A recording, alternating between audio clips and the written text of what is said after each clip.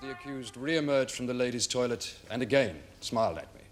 I half smiled back, and then the next thing I knew was that I was being kissed. And the accused said, "Why don't you come back to my place? We can have a lot of fun."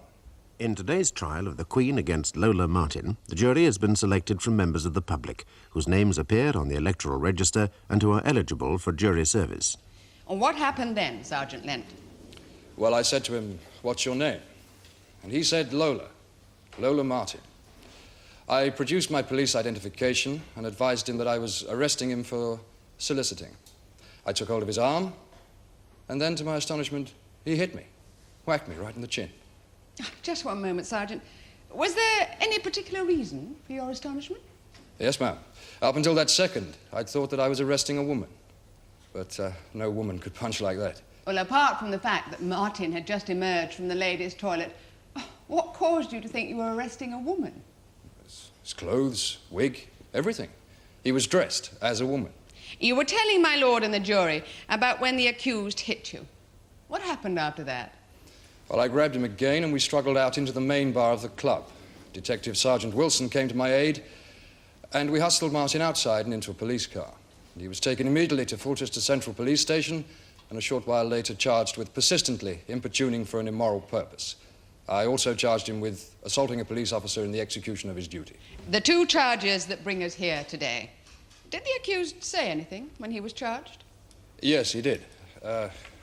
May I consult my notebook, my lord? Were those notes made at the time he was charged? Yes, my lord. You may refer to them, then.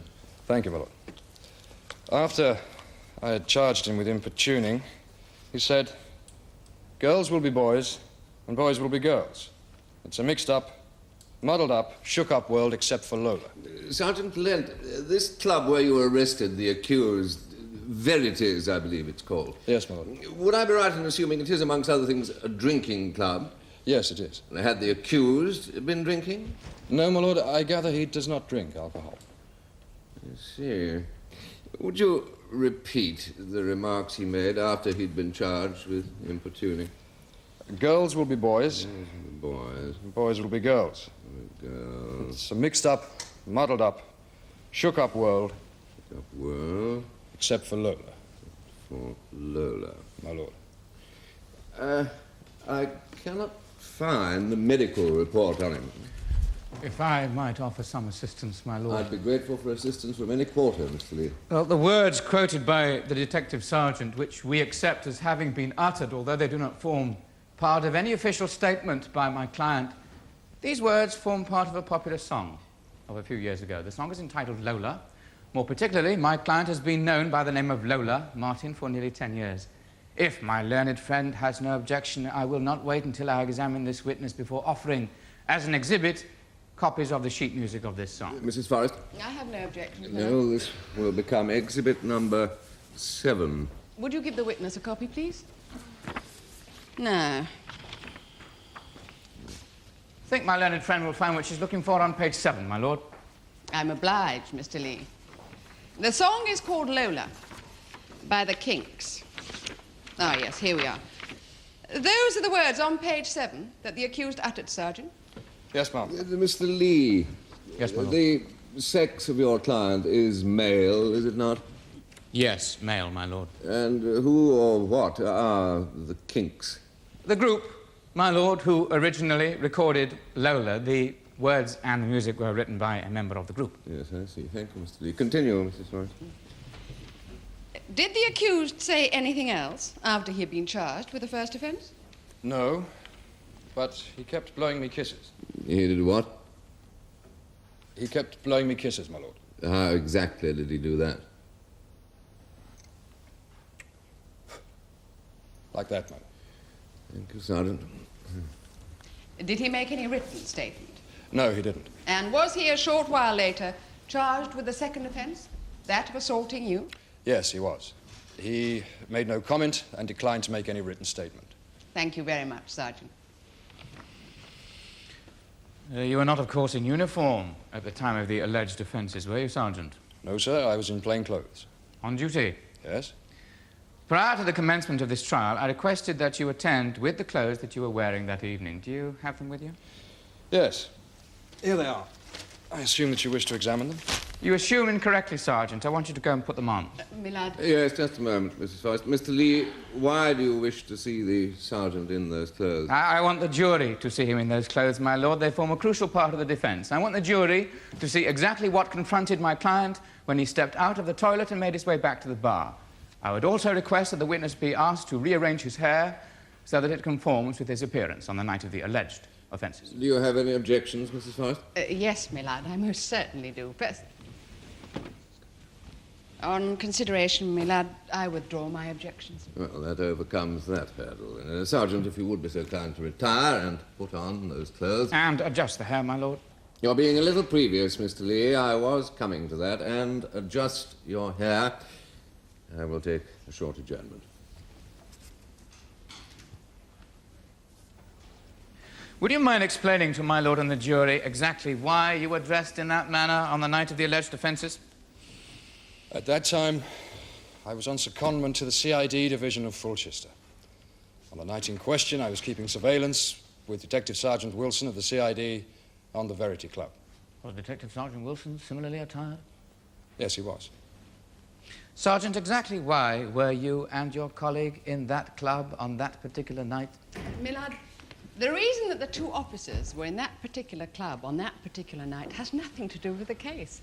I can assure the court it had nothing to do with the accused. They were involved in investigations into quite another matter. If details of those investigations are made public at this time, it might seriously jeopardize those investigations. You hear me on this, my lord? Certainly, Mr. Lee. I submit that the jury should hear why these two policemen were in that club. I further submit that, as far as my client is concerned, these two policemen, particularly this witness here, were acting as agents provocateurs and that their aim was to entrap homosexuals. I think we should continue this discussion without the jury being present. I feel that several points of law are looming over the horizon. Are you agreeable to that course of action? Yes. Yes, my lad. Ladies and gentlemen of the jury, there are several points of law that I wish to discuss with counsel. That will give you slightly longer for lunch. We shall be sitting again at 2 o'clock, but I must ask you not to re-enter the court until you're summoned by the usher. The court will rise. Now, Mrs. Forrest, why shouldn't the witness tell the court exactly what he was doing in this club on that particular night?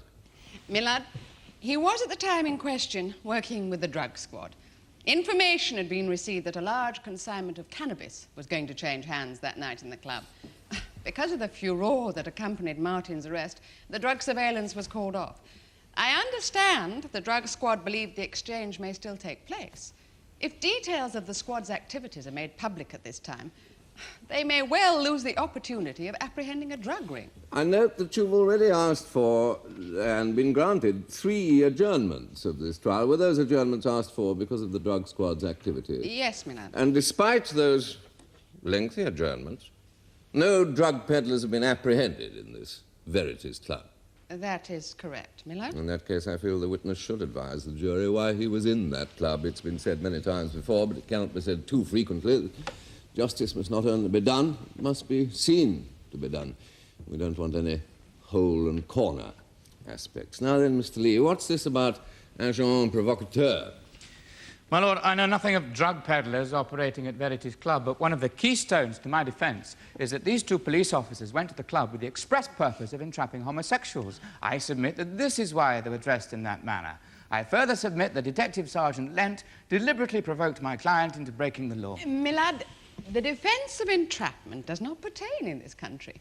And further, the Court of Appeal clearly considered in the Queen against Mealy and Sheridan that if a crime was brought about by someone who could be described as an agent provocateur, it might affect sentence, but it did not affect the question of guilty or not guilty. There have been rulings since 1974 that drastically affect that ruling, my lord. The Queen versus Amir and Lucas, July 1976, is the most recent, and there are a number of others that I can cite.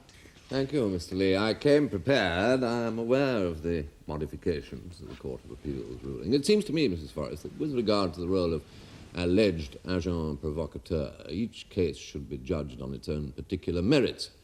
That is precisely what I intend to do in this case. We will adjourn for lunch now. Before the jury were sent out, Sergeant, you testified how you and Detective Sergeant Wilson were in Verity's Club on the night of September the 14th.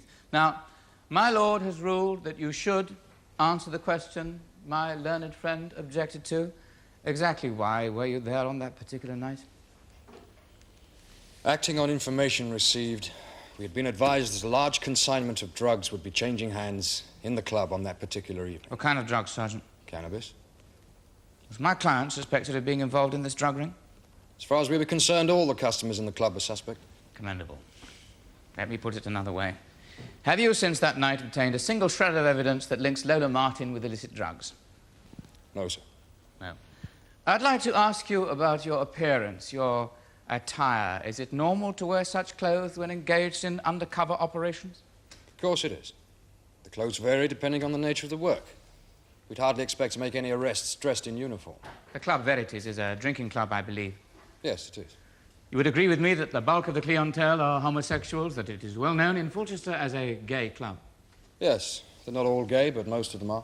Gay being a euphemism for homosexual. Yes, my lord. I note from Exhibit 3, which is a register of club members, that both you and Detective Sergeant Wilson are members there. Are you, homosexual, Sergeant? The club is for members only. We could hardly sit there drinking if we were not members. I know that you've been a member for nearly a year. When were Fulchester Police first advised that the club might be a likely scene for illicit drug operations? August of this year. Yes, you'd been a member for some 6 months prior to that date. Why, Sergeant? Millard, I must object to the innuendo of these questions. Again and again in the courts of this country, when a police officer is called to give evidence, one is left with the impression that they themselves are on trial. My lord, I tell you frankly, my lord, my client does not believe this story of illicit drugs. He firmly believes that the reason this officer and his colleague were in that club was to catch homosexuals, or to use their jargon, roll over a few queers. I'm not putting this witness on trial. I'm merely trying to get at the truth. Yes, I accept that. But I must agree with Mrs. Forrest that there is a certain unfortunate innuendo in your questions. Do you intend to produce evidence that this police officer is a homosexual? Yes, my lord, indeed I do. Firstly, I'd like to clear up this story about a drug ring operating at the club. Would I be right in assuming that neither on that night or any time since have any drugs been found, seized, or located on the club premises? Yes, you would be right, but there could be a very good reason for Yes, that. you've answered the question, Sergeant. Thank you. Millard, I feel the witness was about to qualify his answer. Might he be allowed to do so? Of course, Mrs. Forrest. Mr. Lee, you're defending your client with your customary zeal, but I must ask you not to harass the witness. I would apologize, my lord. Having some considerable experience of cases like this one, I'm fully aware of how unpleasant harassment can be. I have no wish to subject the sergeant to such an ordeal. You never lose an opportunity, do you, Mr. Lee? One tries not to, my lord. Sergeant, you were telling the jury that there might be a very good reason why no drugs have been found in Verity's Club since the night you arrested the accused. Now, would you please finish your answer? Well, my lord, it's precisely because he was arrested on that night. He kicked up such a fuss that any drug pushers would have been frightened off and slipped away. An unfortunate byproduct of the arrest, as it were. Exactly, my lord. Continue, Mr. Lee. Well, let us leave the question of drugs, then. Clearly, whether they existed or not, my client had no connection with them. Millard, could my learned friend be asked to refrain from making speeches to the jury? Yes, I think the witness has covered that aspect. Mr. Lee, the answer was that your client has no connection with any illicit drugs. I'm obliged, my lord. Prior to the moment when you arrested Martin in the club, how long had he been there, Sergeant? Nearly 2 hours. Did you observe Martin during that time? Yes, I did. Most of the time he was talking to two people at a table, but from time to time he came to the bar to buy drinks for them. And on one occasion he put his arm around a man and said, "Hello, darling, what are you doing tonight?" Did you hear my client referred to by name during that time? Yes, I did. Apart from chatting to the owner of the club, other people called out greetings to him. They referred to him by the name of Lola. Just Lola? Yes. You stated earlier that you were standing in the corridor outside the toilets when the accused emerged from the ladies. Why were you standing there? I was keeping observation. Toilets are a well-known area for drug passing. Prior to that, during the previous 2 hours, had you exchanged any words with the accused? Yes, I may have said hello on one occasion. And when you said hello, you exchanged a smile. I may have done. Now, you've testified that you've been a member of this club for nearly a year. Is that right? Yes, You've also testified that until the moment he hit you, you believed the accused was a woman. That's right. Oh, come now, Sergeant. You've been a member of that club for nearly a year, albeit for the purpose of infiltration. Surely you must have known that Lola Martin was a man. No, I didn't. You hadn't seen him before that night? Yes, on a number of occasions. You knew him well enough to smile at him and say hello, and yet you ask us to believe you thought the accused was a woman. He was dressed as a woman. He moved like a woman. He sounded like a woman. The club was very dimly lit, and women do use it, you know. So do homosexuals. Well, yes, I've already said that. Look, it didn't matter to me whether Lola Martin was a man or a woman. We were in the club looking for drug pushers, not gays. You stated at the beginning of your evidence that when Lola Martin emerged from the ladies, he smiled at you, and you half smiled back. Yes, that's right. Why did you return his smile? Look, when you're doing work of this kind, the object of the exercise is to remain as inconspicuous as possible. Now, I'm not likely to catch any drug pushers if I go around in uniform whistling the theme from Z-Cars. Did your dedication to duty have to go so far as to responding to him when he kissed you by kissing him back? Don't be bloody silly. He kissed me and then asked me to go back to his place. Where did he kiss you? On the lips. And I put it to you that your response was that of a homosexual. You returned, as it were, that kiss. My initial response was surprise. Then, after he had propositioned me and I'd shown him my identification and advised him that he was being arrested, he hit me. And my response then was amazement. Yes, I'm sure it was, Sergeant. No further questions. Sergeant, during the period that you were seconded to the drug squad, apart from the undercover work you were involved in Verity's Club, did you do other work of a similar nature? Yes, ma'am. Nightclubs, gambling casinos, pop concerts. And presumably, as all of this work was basically infiltration and surveillance, you would have worn the appropriate clothes. Yes. For example, at a pop concert, it would be T-shirt, jeans, beads, that sort of thing. Did any of that undercover work result in successful prosecutions? Yes, ma'am. Quite a number.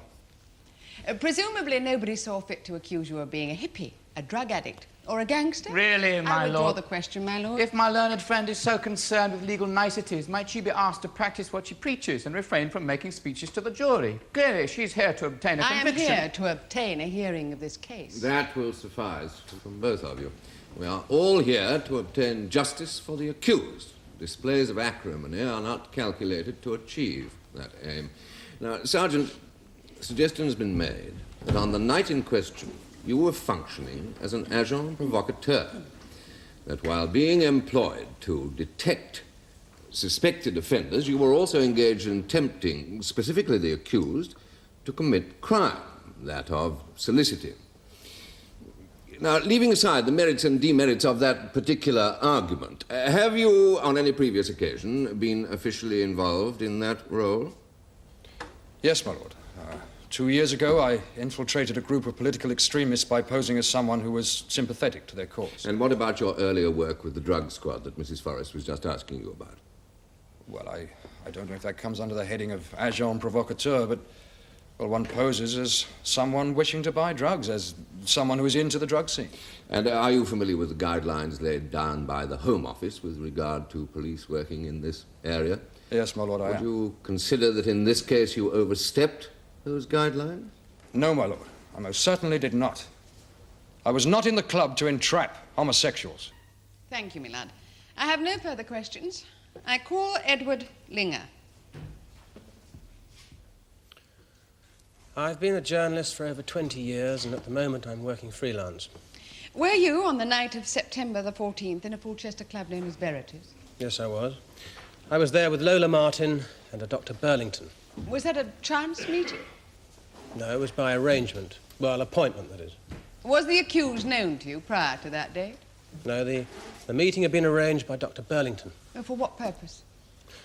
Well, I'm writing a series of feature articles for the Sunday Gazette. I wanted to do one on transvestite homosexuals, and Dr. Burlington set up an interview with Lola Martin. In Verity's? Yes. This interview, a nightclub seems an unlikely place to conduct an interview. Yes, well, in my profession, my lord, one gets accustomed to conducting interviews in the unlikeliest places. In this particular instance, Lola Martin only agreed to be interviewed at the club. I see. Thank you, Mrs. Forrest. Thank you, my lad. Mr. Linger, apart from talking to yourself and Dr. Burlington, did the accused talk to anyone else? Oh, yes. He talked to virtually everyone in the club. Seemed to be very well known. Prior to his arrest, and apart from the conversation between yourself and Dr. Burlington, did Martin make any particular reference to anyone in the club?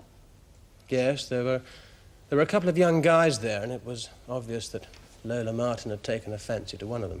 Do you see that young man in court today? Yes, that's him sitting over there. Detective Sergeant Lent. Yes, of course, we didn't know at the time that he was a police officer. No, of course not.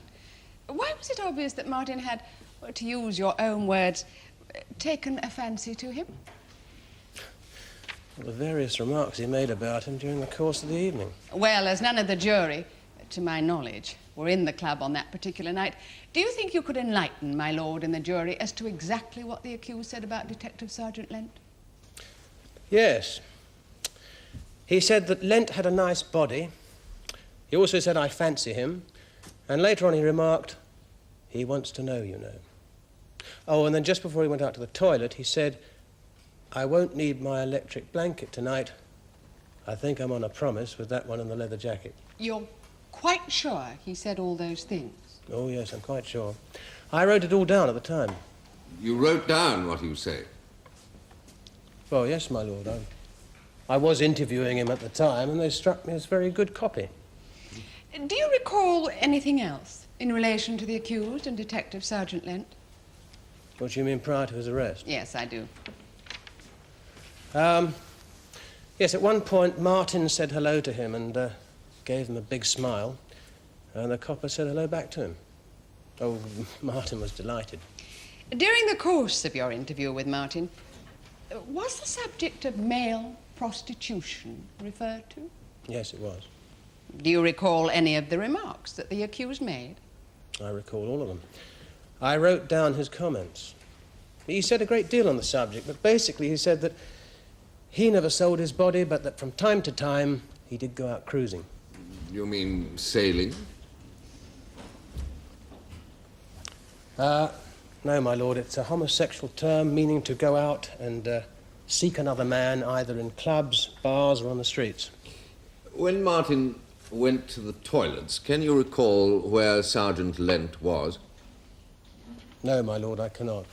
The last I saw of the sergeant was when he came bursting out of the corridor that leads to the toilet.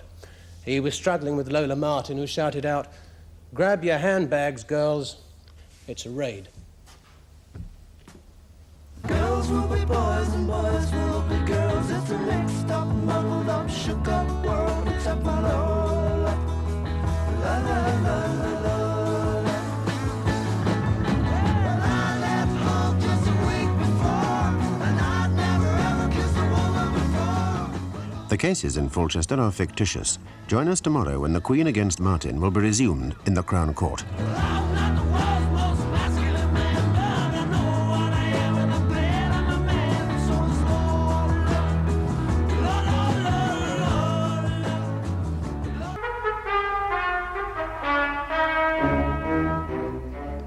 Lola Martin has been charged with persistently importuning and assaulting a police officer during the execution of his duty.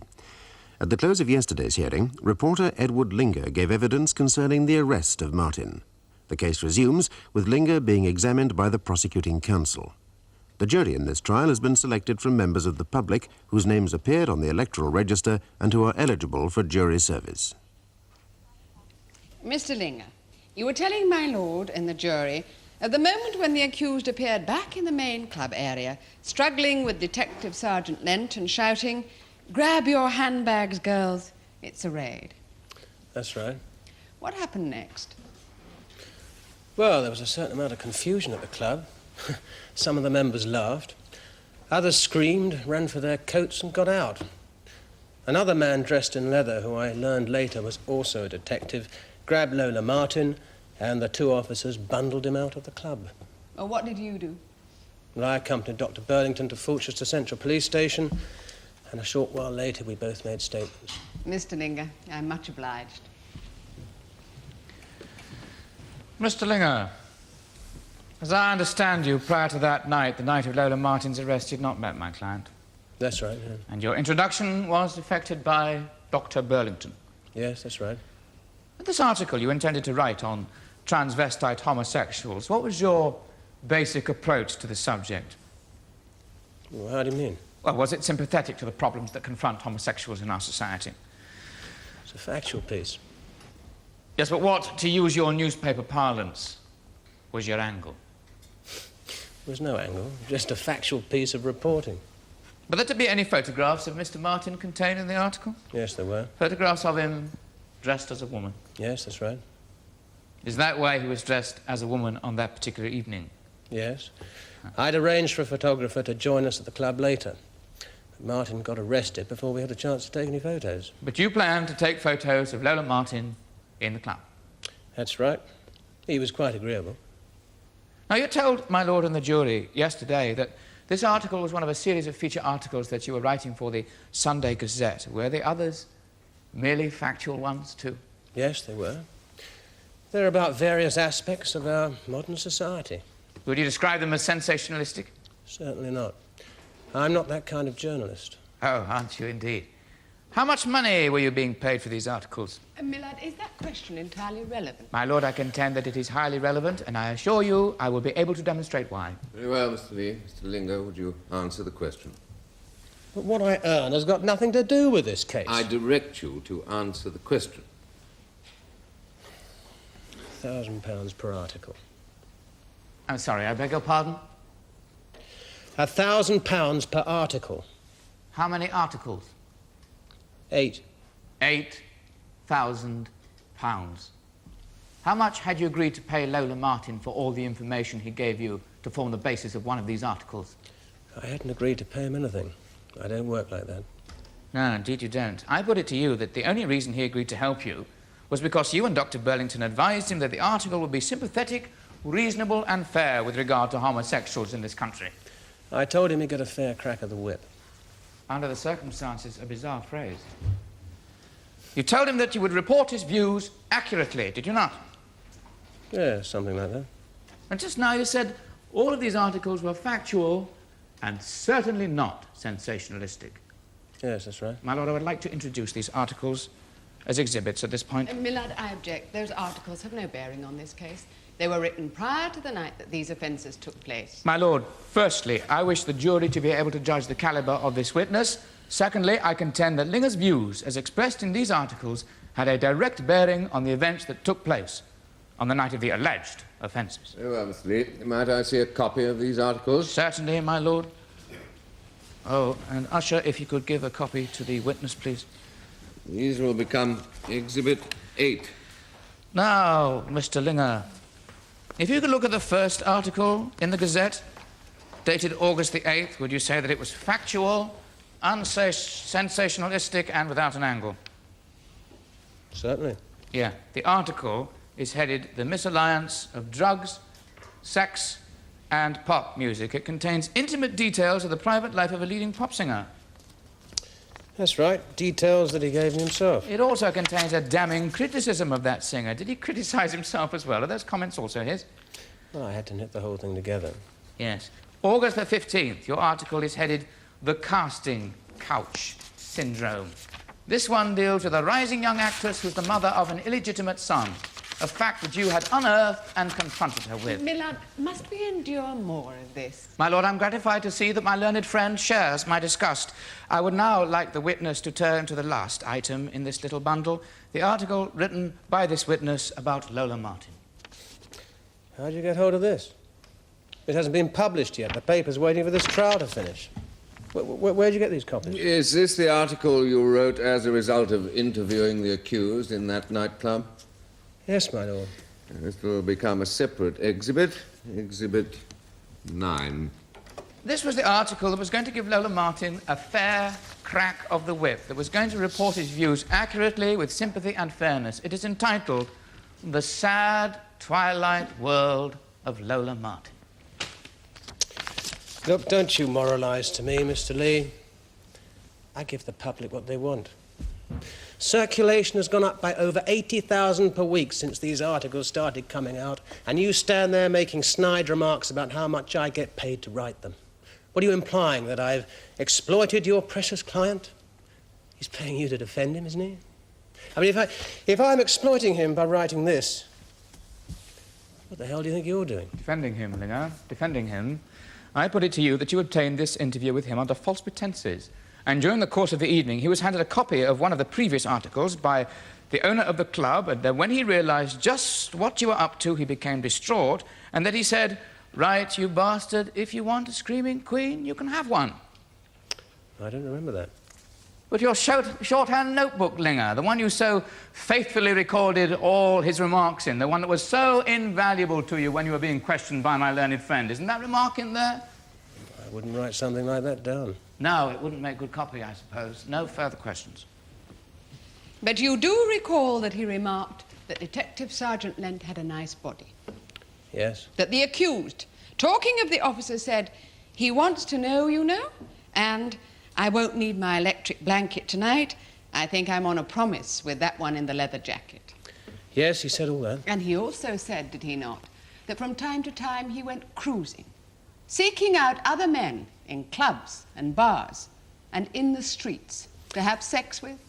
Yes, that is what he said. Thank you very much, Mr. Linger. Millard? I have no question. I call Dr. Burlington.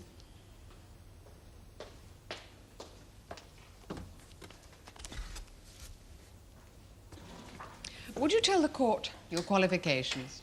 I'm a Doctor of Medicine, a Bachelor of Science, a Fellow of the Royal College of Physicians with a diploma in psychiatry. Is the accused, Lola Martin, known to you? Yes, I first met him some 7 years ago. Or what were the circumstances of that meeting? He was sent to me by his local GP for treatment. Or what condition were you treating him for? Why, his homosexual condition.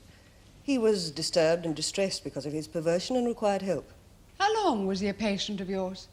16 months. He declined to come after that. Evidence is being given that you arranged for him to be interviewed by a reporter, Edward Linger. Is that correct? Yes, I thought he would make an excellent subject for an article on the problems of homosexuality. And the plan was that I should write a piece to accompany Mr. Linger's article. Of course, that's had to be abandoned now because of this trial. I see. Just a moment, Mrs. Forrest. Dr. Burlington, you've been advised that the paper will not now be carrying an article on the accused? That's what Mr. Linger told me, my lord. Did he indeed? Yes, carry on, Mrs. Forrest. Thank you, Miller. Dr. Burlington, I'd like to come to the night of September 14th. Did you meet the accused in a club known as Verities? Yes, I did. In the company of the reporter, Edward Linger? Yes, that's right. Would you tell my lord and the jury your impressions and opinions of the accused during the earlier part of that interview in the club? I was struck by the change in Lola Martin. I had seen him from time to time in Fulchester since he stopped coming to me for treatment, but only to exchange the odd greeting. This was the first time I'd had real conversation with him since then. Well, in what way had he changed? He'd become very exhibitionist. The guilt that he had been suffering from during the treatment had become masked by aggression. Well, that's a classic manifestation. He had also become a very militant homosexual. He displayed, in his manner and his speech, a promiscuous attitude that had hitherto not been there. During the course of the evening, he became very attracted to a young man who was sitting at the bar with a friend. Oh, just one moment, Doctor. Do you see that young man anywhere in court? Yes, I noticed him when I came in. He's sitting next to Edward Linger. Detective Sergeant Lent. Is that his name?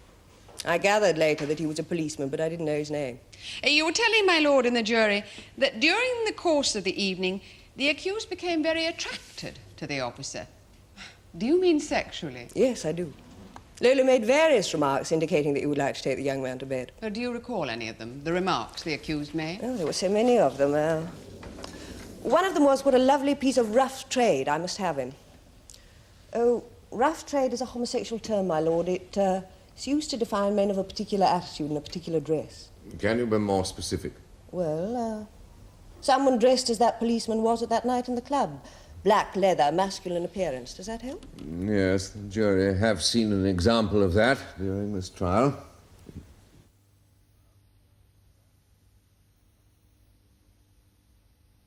TV lawyers.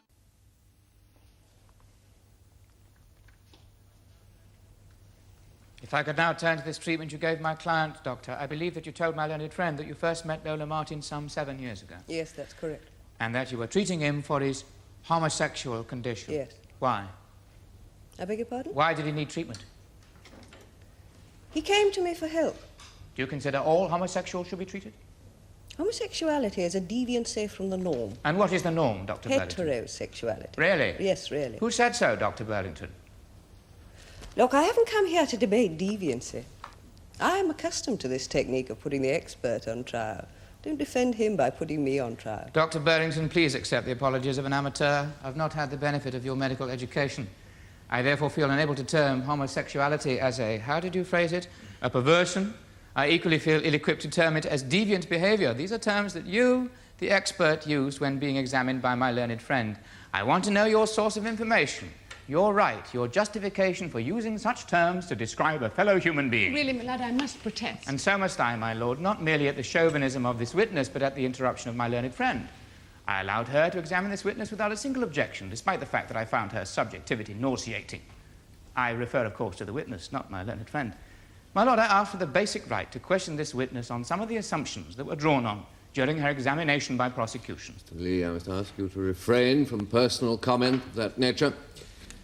Continue. But, my lad, Yes, Mrs. Forrest. is my learned friend to be allowed to ask such questions? Yes, he is.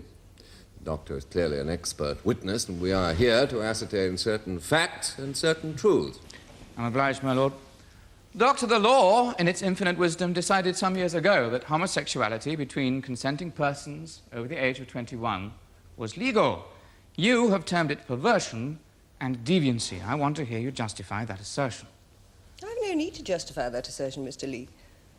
It is my professional belief, based on 15 years of medical experience. It is also the professional belief of a great many of my colleagues. It is also directly the opposite view to that held by a great many members of the By medical some, not a profession, great is it many. not?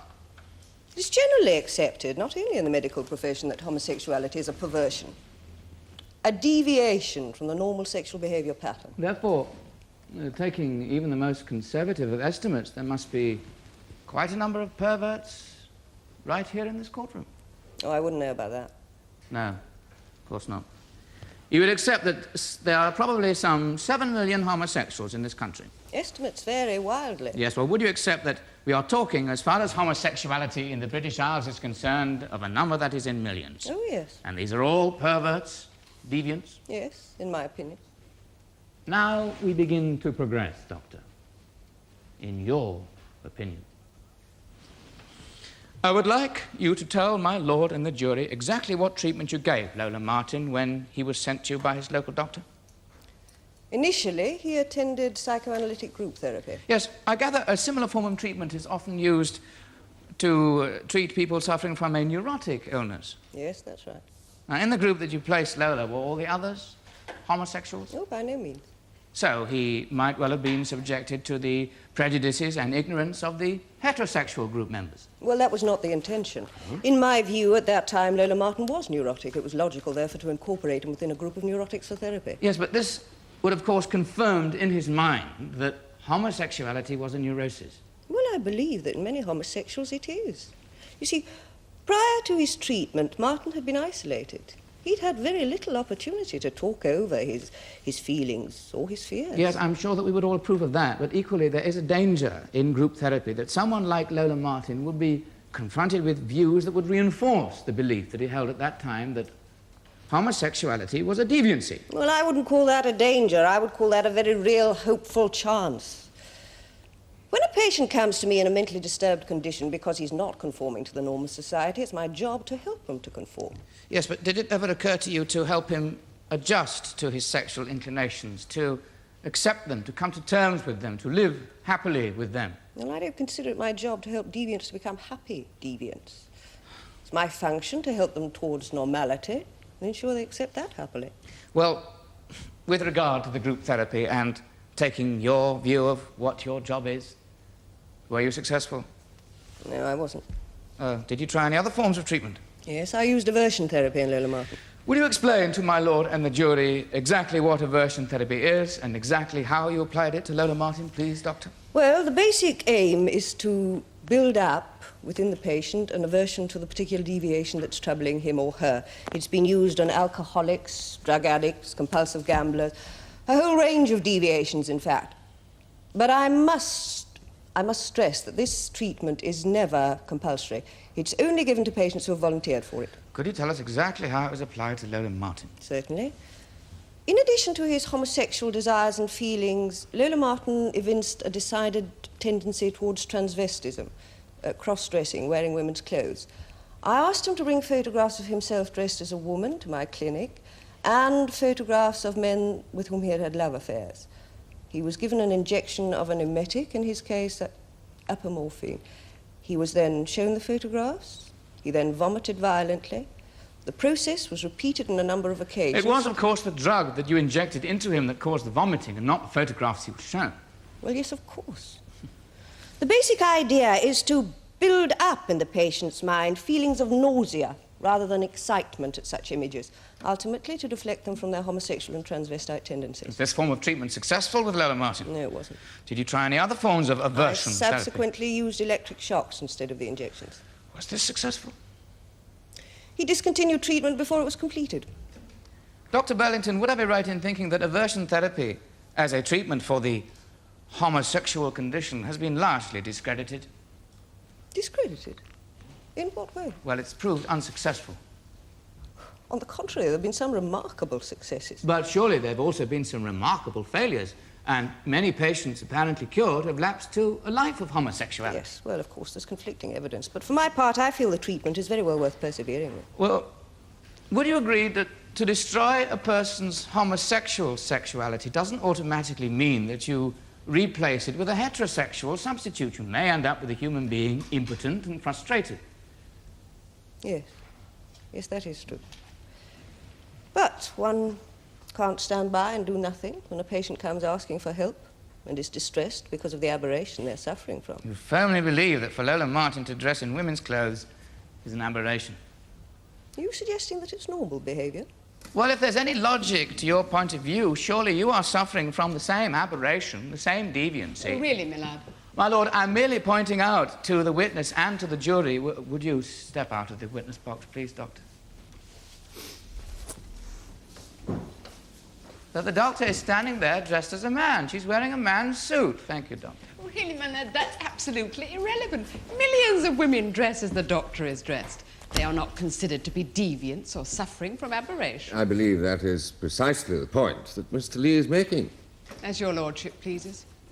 But may I ask that my learned friend wanders no further from the track? We are here to try the accused on two specific charges, not to examine society's views on homosexuality. It would seem to me that the majority of Mr. Lee's questions have specifically concerned his client, particularly the treatment that the witness gave to the accused. Highly relevant information, I would have thought, but I do agree we do not want to wander too far abroad. As your lordship pleases. Now, Mr. Linger's article about my client, when you contacted Lola Martin and asked him to let this reporter conduct an interview, what did you tell him about the piece that Linger would be writing? I told him it would be about the transvestite homosexual. Yes, but did you tell him that the article would be expressing his views? Yes, that was why he was being interviewed. Did you tell him that the article would be fair and balanced? Yes, I did. Now, earlier you advised my lord and the jury that because of this trial, the article had been abandoned. That's right. Could the witness be shown a copy of Exhibit 9, please? Thank you very much. Have you ever seen that before? No, I haven't. Now, would you, as an expert, consider that article to be a fair and balanced view of Lola Martin and his transvestite homosexual tendencies?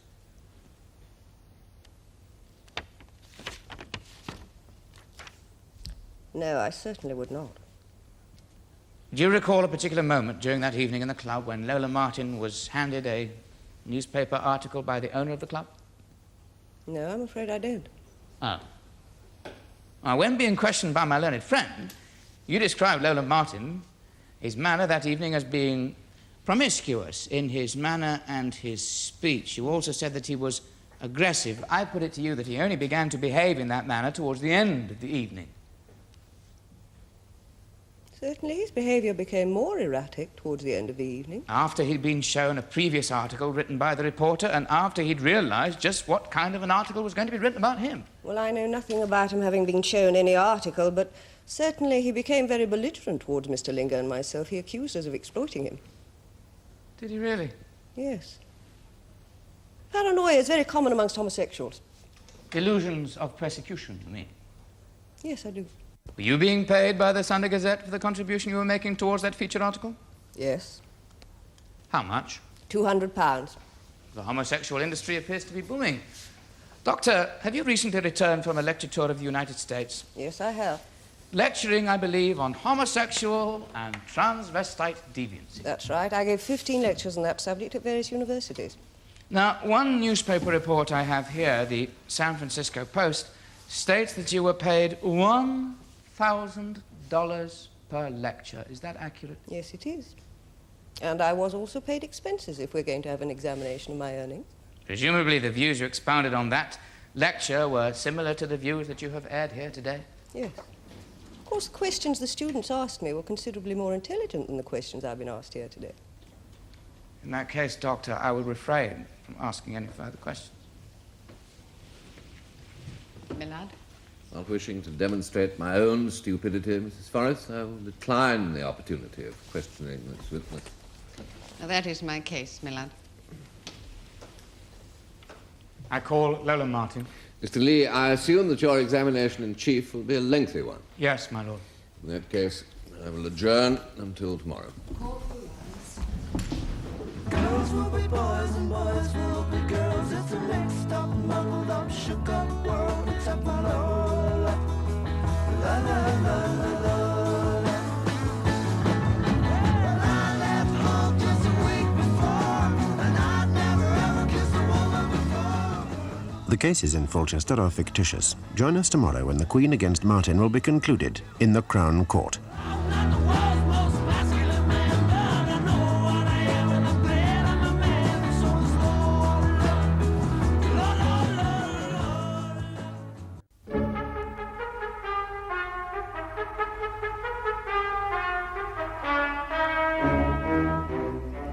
Lola Martin has been charged with persistently importuning and assaulting a police officer during the execution of his duty. He's about to be called to give evidence on his own behalf. The jury in this trial has been selected from members of the public whose names appear on the electoral register and who are eligible for jury service. I call Lola Martin.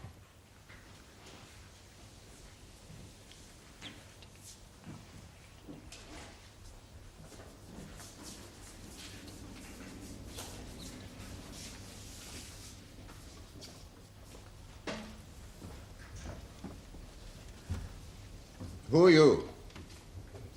Lola Martin, my lord. Mr. Lee, is this your client? Yes, my lord, it is. He desired that the jury should see him dressed exactly as he was on the night of his arrest. Seems to me extremely irregular. Mrs. Forrest, do you have any objection? I'm sorry, Millard. Yeah, I said, do you have any objections to the defendant being dressed in those clothes? With the greatest respect, my lord, I feel that whether my learned friend has or has not any objections is beside the point. With respect, prosecution counsel cannot decree what a defendant should or should not wear in court. That is a matter for you. Millard, I'm inclined to agree with my learned friend. Of course, he may be guilty of contempt. Really, my lord, if one takes that view, then Dr. Burlington, who I noticed today is wearing a dress, was guilty of contempt yesterday. Let us proceed. Mr. Lee. With the greatest respect, my lord, my client has not yet been sworn in. Come along. What are we waiting for? What is your religion? CV. Is your full name Lola Martin? Yes, it is. Is Lola your official name? I see that you were charged under that name. Yes, it is, my lord. Thank you, Mr. Lee. Thank you, my lord.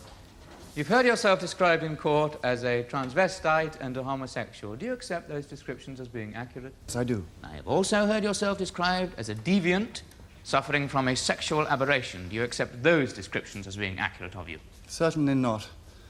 Any more than I accept most of the definitions from other experts when they attempt to explain away people like me. To what experts and definitions are you referring? There have been so many. According to Jung, I'm basically a heterosexual who doesn't know how to do it. According to Freud, I have an Oedipus complex and I want to take my mother to bed. Freud also feels that I'm terribly immature. According to the late Archbishop of Canterbury, Dr. Fisher, I'm indulging in a shameful vice, which is a grievous sin, and from which deliverance should be sought by any means. I have no wish to single out that dear Christian. His views are shared by the Catholic Church and most of Western Christianity. According to Dr. David Rubin, whose views are expressed in a book that has sold over 500,000 copies, I haunt bus stations, cinemas, car parks, public washrooms, and walk up to total strangers and without a word, take off their trousers and make love to them. According to Kraft Ebing, I masturbated too much when I was a child. Havelock Ellis thinks that my dressing up in women's clothes is an aberration, but then he also thinks that urinating and defecating over other people is great fun. You see, there are so many experts, Mr. Lee. Yes, I do see, Lola. How do you feel about the treatment Dr. Burlington gave you? Disgust. The worst thing I've ever done in my life was to agree to let that person give me so-called medical treatment. She exposed me to a group of neurotics, and when that didn't work, made me vomit again and again. Why did you agree to that treatment? Well, because I was full of guilt and fear about being a homosexual. It took me a long time to realize it was the guilt and fear that were unnatural, not my homosexuality. Do you still feel any guilt or fear? Certainly not. I'm proud I'm gay.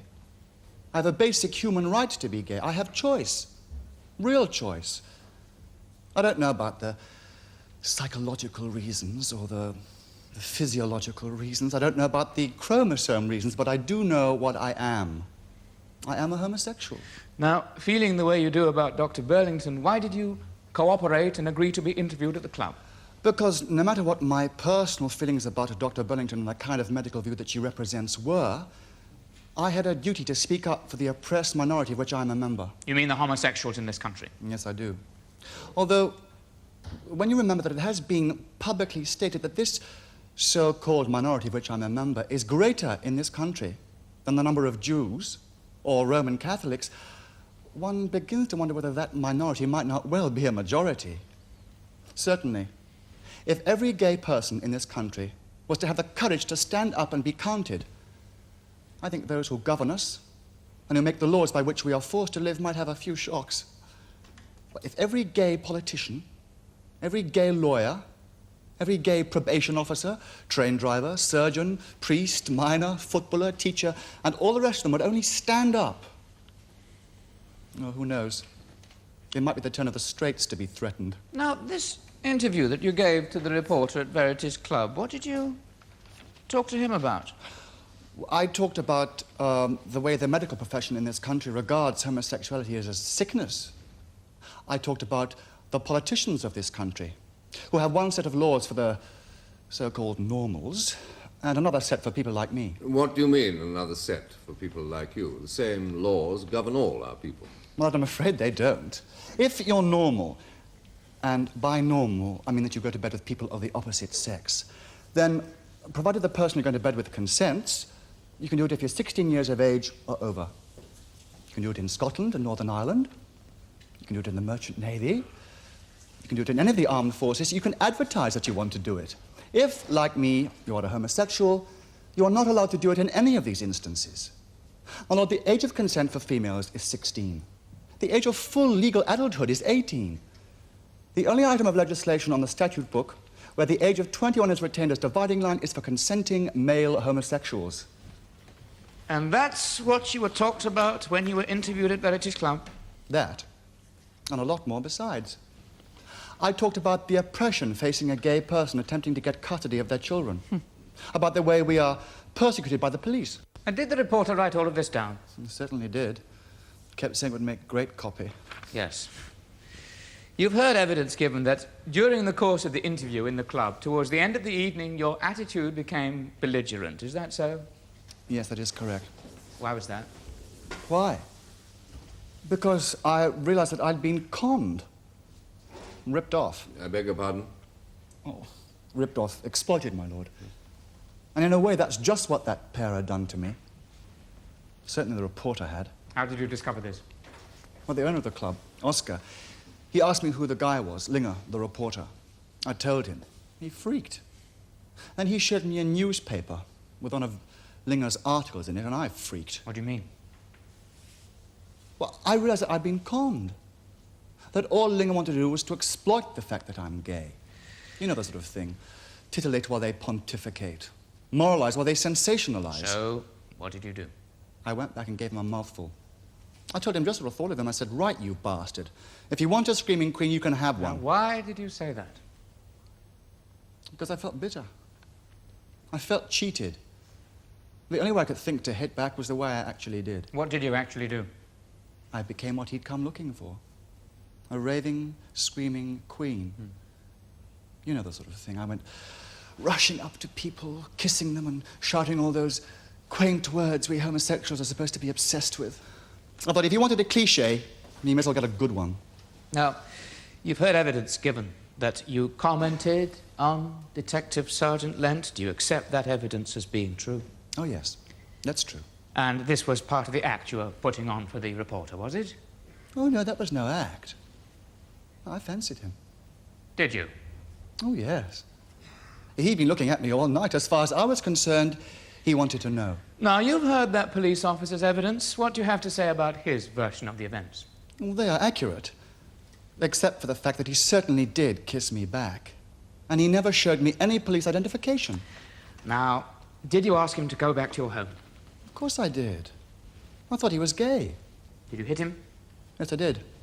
Right on the jaw, as hard as I could. Why did you do that? Because he grabbed me and hurt me and said something about I was going to go where he wanted me to go. Now, did you think at that moment that he was a policeman? I certainly did not. I thought he was rough trade. When he grabbed me, I thought the trade was a bit too rough, so I whacked him. You're quite certain in your own mind that when you spoke to him and you subsequently hit him, you thought he was a fellow homosexual? Of course I did. But I don't want to hide behind that by asking for compassion or kindness. I've come here to ask for the same justice that would be given to the straight, to the hetero.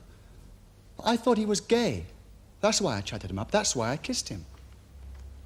Why he kissed me back is his problem. Well, maybe he did make a genuine mistake. Maybe he thought I really was a woman. Or maybe she's a closet queen. What is a closet queen? Well, it's the vast number of homosexuals in this country. People who are afraid to stand up and say that they are homosexuals. I see. Mr. Lee. All right. Have no further questions, my lord. I have no questions to ask the defendant, Milan. Really, Mrs. Forrest? No, Milan. In my view, he has admitted his guilt to the charges he faces while answering his own counsel's questions. Anything I would ask him would be superfluous. Your full name is Oscar Douglas? Sure is. Are you the owner of a club situated in Earlham Street, Fulchester, a club named Verities? That's right. It's my club. What would you say if I told you that the night Martin was arrested, the police were in your club looking for drug traffickers? I'd say some bum and handed you a lot of bullshit. Mr. Douglas, you appear to have some posterior obsession. Would you moderate your language? Do you recall that particular night, please, Mr. Douglas? You bet I do. Never had trouble like that before. Now, do you recall any conversation that you had with Lola Martin before he was arrested? Sure, I recall warning him about that reporter he was talking to. Why did you warn him? Well, I knew the guy was two-faced. I'd read some of the stuff he'd written earlier for the Gazette. Did you tell Lola about any of that stuff? Right. Showed her one of the articles, too. A bunch of crap about some poor girl with an illegitimate kid. What was Lola Martin's reaction? He freaked. I heard him go back to the table and really get into that reporter. Did you see, and do you see now, anyone else in the court who was in the club that evening? Yeah, that dame over there. And the guy sitting in front of her turned out to be a cop. Turned out to be a cop. You didn't know prior to that evening that he was a policeman? No, I didn't. Didn't know about his boyfriend being police either. But aren't both the policemen members of the club? Of course they are, but they joined under assumed names. I didn't know they were police. Would you have still let them join if you hadn't known that they were policemen? Sir, I'm a realist. Of course I'd have let them join. You don't run a club here unless the police are happy with it. But if I'd known they were police and that they were looking for drugs, I would have told them that they're wasting their time. Like I said, I run a clean joint. Now, if you were not aware that they were police officers, did you form any conclusions as to who or what they might be? I thought they were either gays or charabanc trade. I beg your pardon? Charabanc trade, Your Honor. People who like to mix with gays, but who aren't gay themselves. Ah, rather like supporters of a football team. They don't actually play themselves, but they like to watch others who do. Yeah, never thought of it like that. Thank you, Mr. Lee. Thank you, my lord. Now, we've heard evidence that Lola Martin used the ladies' toilet that night. You are aware, are you not, that Lola Martin is a man? Of course I am. You mean it's permissible for men to use the ladies' toilets in your club? If they're in drag, they use the ladies. If they're dressed as men, they use the gents. It's rather an unusual arrangement, surely. I've never had any complaints. I see. Now, were you present when Lola Martin was arrested and brought back into the main area of the club? Yes, I was. One of the leather guys, who later turned out to be a cop, had a hold of Lola, who was struggling. Lola let out a shout about the joint being raided. Most of the customers just started laughing. Couldn't believe it, I guess. Then this other guy in leather leaps up, grabs hold of Lola, and they hustle him outside. And that was the first indication you had that these two men were police officers? Certainly was. Mr. Douglas, thank you very much. This club you run, What about it? you referred to it just now as a clean joint, is that right? That's right. Well, I put it to you that it's hardly clean. A meeting place for transvestites, for homosexuals. What's the matter with gays having a drinking club? You are here to answer my questions. I am not here to answer yours. Well, ask me a question that requires an answer, not crap like that. Mr. Douglas, I've warned you once before. Please moderate your language. You accept that your club is a notorious meeting place for homosexuals, do you? Not notorious, lady. Famous. You make your money out of providing a drinking club for homosexuals and other deviants. Is that right? That's right, lady. Presumably any riffraff can join this place. Oh, no, ma'am. For example, I wouldn't let you join. Could the witness be asked to refrain from making insulting remarks? Mr. Douglas, Mrs. Forrest is not applying for membership. I must warn you that you're very close to committing contempt of court. Now, would you just answer the question, please? Thank you, Milan. Mr. Douglas, this club of yours, it was considered by the police to be a scene for drug trafficking, to such an extent that they've been keeping observation on it for a number of months. Now, would that not suggest to you that there is no smoke without fire? What it suggests to me is that, for reasons of their own, I don't know them, they figured somebody might be pushing in my place. What it also suggests to me is that they should go on an efficiency course. I've never even been busted for being open a minute after time, let alone for running a joint where drugs get pushed. No? Well, perhaps you content yourself with running a joint for mentally sick people and exploiting them by taking their money and profiting from their deviancy. Who are these mentally sick people, lady? The homosexuals that frequent your club. In that case, include me in. I'm gay too, you know. I have no further questions.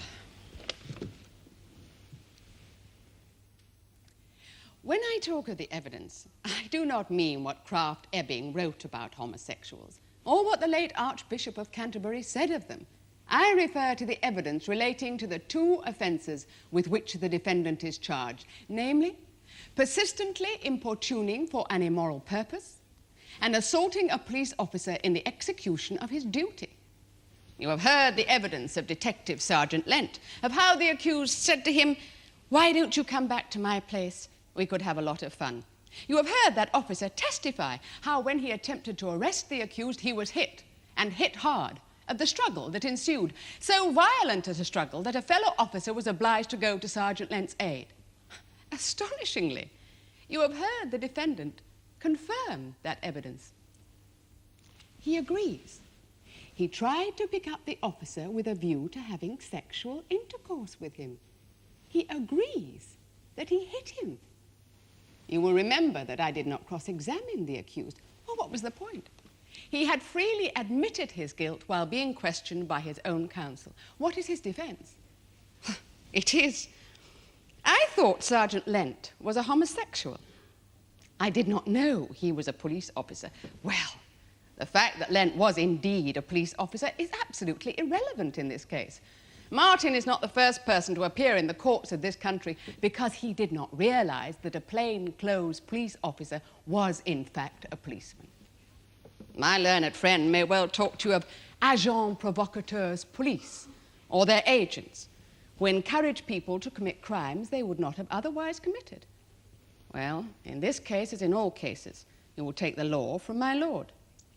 But my view of it, based on a judgment from the Court of Appeal, is that agents provocateurs are necessary within our society, and that although their role in any particular case might affect sentence, it does not affect the question of guilty or not guilty.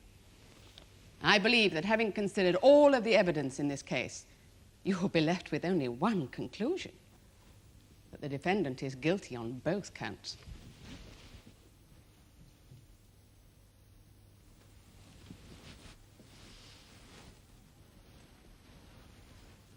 As for homosexuals being mentally sick, now that seems to me to be an echo of the view expressed by Dr. Burlington in the witness box when she extolled the disgusting practices of aversion therapy.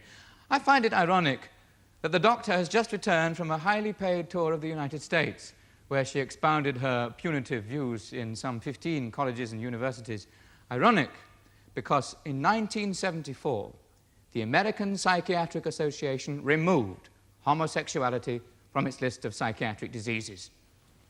They at least no longer consider it an illness. Now, my learned friend remarked that you may find Lola Martin's attire offensive. You may. But do you consider it offensive when Danny LaRue entertains us? Do you consider it offensive when Dick Emery or Benny Hill dress in women's clothes?